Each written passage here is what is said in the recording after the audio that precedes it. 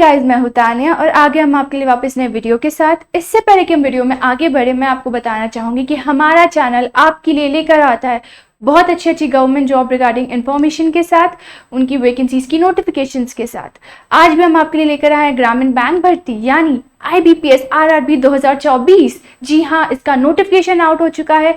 इस स्लाइड में हम आपको नोटिफिकेशन की सारी जानकारी देंगे। इस स्लाइड में हम आपको क्या क्या चीजें बताएंगे, महत्वपूर्ण तिथियां क्या रहेंगी, उसकी स्टार्टिंग डेट क्या रहेगी, उसकी एंड डेट क्या रहेगी, कब तक आपके पास टाइम है सोचने का, फॉर्म फिल करने का, फिर पदों की कुल संख्या कितनी रहेगी कि भाई क्या पोस्ट है, किस पोस्ट के लिए कितनी सीट्स अवेलेबल हैं, कितने लोग उसके लिए अप्लाई कर सकते हैं, आयु सीमा क्या रहेगी।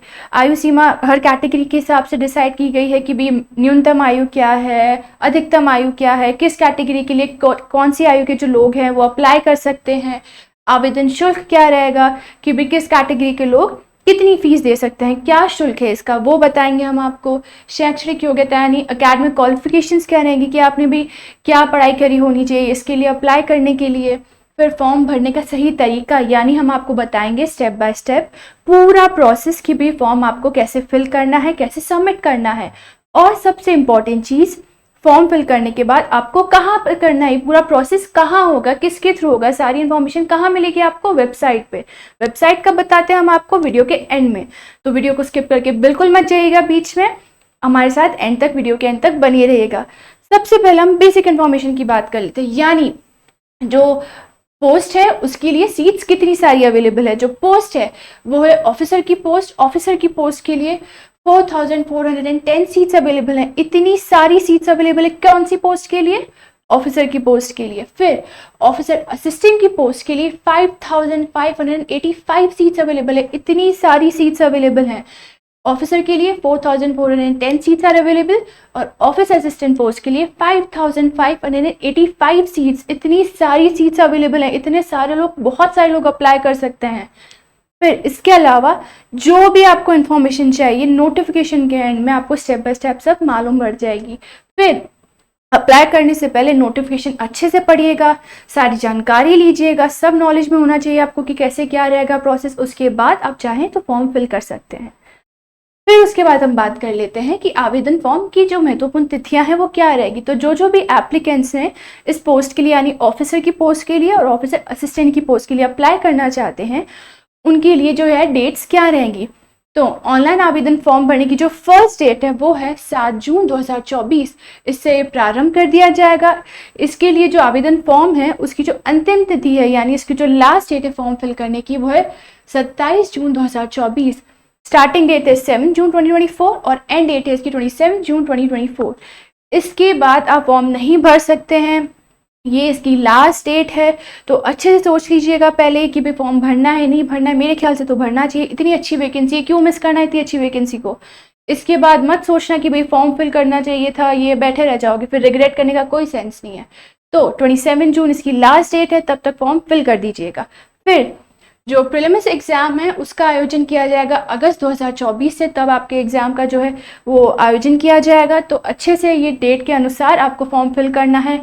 फॉर्म कहाँ जाएंगे, ऑनलाइन फॉर्म फिल करना है हमको, ऑफलाइन नहीं होगा। पूरा प्रोसेस का ऑनलाइन रहेगा। कहाँ पे होगा, वेबसाइट के थ्रू होगा। वेबसाइट हम आपको बता देंगे। हम आवेदन शुल्क की बात कर लेते कि आवेदन शुल्क किस कैटेगरी को कितना पे करना है। तो जो एप्लीकेंट सामान्य OBC EWS कैटेगरी में आते हैं उन सब एप्लीकेंट्स को 850 रुपीज़ पे करना है, ओके। और जो applicants SSC ST PWD category के अंदर आते हैं उनको 175 रुपीज़ पे करना है। तो ये कैटेगरी के अकॉर्डिंग इन लोगों को पे करना है शुल्क। फिर शुल्क कहाँ पे करना है, हमको ऑनलाइन पे करना है। कैसे पे करना है, जो वेबसाइट रहेगी उसके थ्रू हमको पे करना है। अब हम बात कर लेते हैं कि वैकेंसी के लिए आयु सीमा क्या रहेगी। अब आयु सीमा कैटेगरीज के हिसाब से अलग डिसाइड की गई है कि भी मैक्सिमम एज क्या रहेगी, मिनिमम एज क्या रहेगी। तो अब हम वो बात कर लेते हैं स्लाइड में।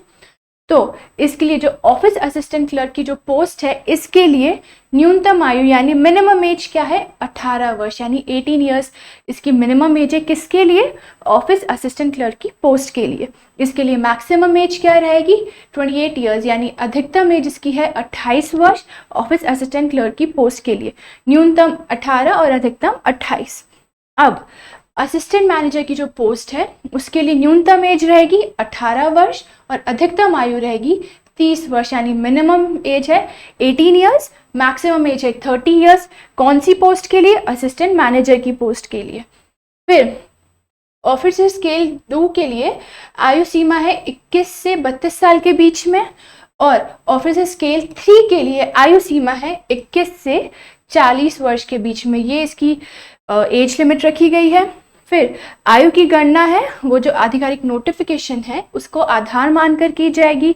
जितने भी अभ्यर्थी, जितने भी लोग हैं इसके लिए एप्लीकेंट्स है जो अप्लाई करना चाहते हैं, उनके पास अपना प्रूफ होना चाहिए कि भाई मैं इतने साल का हूँ, मैं इतने साल की हूँ। प्रूफ, डॉक्यूमेंट्स वगैरह, एज प्रूफ सब होने चाहिए। वो आपको सबमिट करने पड़ेंगे वेबसाइट पे जब आपसे वो मांगेंगे।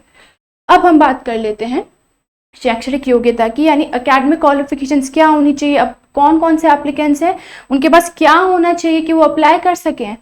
तो इसके लिए जो अलग अलग पद हैं उनके लिए अलग अलग आयु सीमा तो रखी गई, तो वो तो हमने आपको बता ही दिया था पिछले वाली स्लाइड में। इसके लिए किसी भी जानी मानी संस्थान से या विश्वविद्यालय से उन्होंने ग्रेजुएशन की होनी चाहिए, वो ग्रेजुएट होनी चाहिए, वो सारे एप्लीकेंट्स इसके लिए अप्लाई कर सकते हैं। इसके अलावा पोस्ट वाइज जितनी भी शैक्षणिक योग्यता संबंधित जानकारी है वो नोटिफिकेशन में मिल जाएगी आपको। जितनी भी आपको इन्फॉर्मेशन चाहिए कि भाई और क्या चीज़ें होनी चाहिए, क्या शैक्षणिक योग्यता होनी चाहिए, वो आपको नोटिफिकेशन के थ्रू मिल जाएगी, तो आप वो देख लीजिएगा। अब हम बात कर लेते हैं सबसे इम्पॉर्टेंट चीज़ की फॉर्म कैसे फिल करना है। सबसे पहले इसकी जो IBPS की जो वेबसाइट है हम वहाँ पे जाएंगे। वेबसाइट का जो नाम है हम आपको वीडियो के एंड में बता देंगे।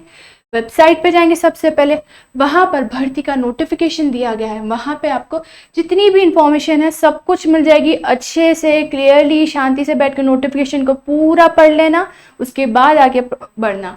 फिर जितनी भी जानकारी है चेक कर लेना। उसके बाद वहाँ पे अप्लाई ऑनलाइन का बटन होगा, उस पर जाके क्लिक करना है।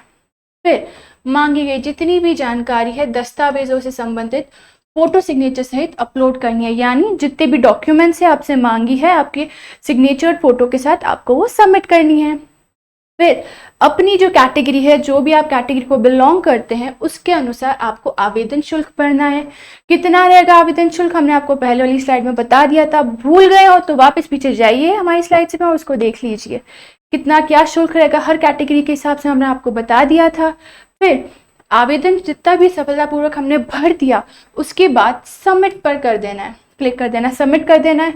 हो गया पूरा प्रोसेस फॉलो, सब कुछ हमने फॉलो कर दिया। आवेदन शुल्क भर दिया, भाई क्लिक भी कर दिया, सबमिट भी कर दिया, सब हो गया। उसके बाद सबसे इम्पॉर्टेंट चीज़ क्या रहेगी जो आपको हमेशा बताते हैं, ऑनलाइन फॉर्म भरने के बाद उसका जो रहेगा फॉर्म, उसका आपको क्या करना है, प्रिंट आउट निकालना है और अपने पास रखना है। फ्यूचर यूज़ के लिए बताना होगा कि भाई हमने फॉर्म भरा है, हमारे पास सेफ रहना चाहिए कि भाई हमने करा था ये पूरा प्रोसेस फॉलो। ओके, तो ये करने के बाद उसका प्रिंट आउट निकाल के अपने पास रख लेना है। अब सबसे इम्पॉर्टेंट चीज़, इसकी वेबसाइट क्या रहेगी। ये इसकी वेबसाइट है। आप यहाँ जाएंगे, यहाँ पे जाके आपको पूरा प्रोसेस हमने आपको सारी स्लाइड्स में समझाया था, शुल्क भरने का, फॉर्म भरने का, डॉक्यूमेंट सबमिट करने का, सब कुछ कहाँ होगा, यहाँ होगा। यहाँ पे आप जाओगे, आपको जो भी एक्स्ट्रा इन्फॉर्मेशन चाहिए कि और कुछ एक्स्ट्रा जानना हो, सब कुछ इस वेबसाइट के थ्रू आपको पता चल जाएगा। तो आई होप आपको आज का वीडियो पसंद आया हो। वीडियो पसंद आया तो वीडियो को लाइक कीजिए, चैनल को सब्सक्राइब कीजिए ताकि इतनी अच्छी वैकेंसीज और हमारे वीडियोस आपसे कभी स्किप ना हो। तब तक के लिए थैंक यू।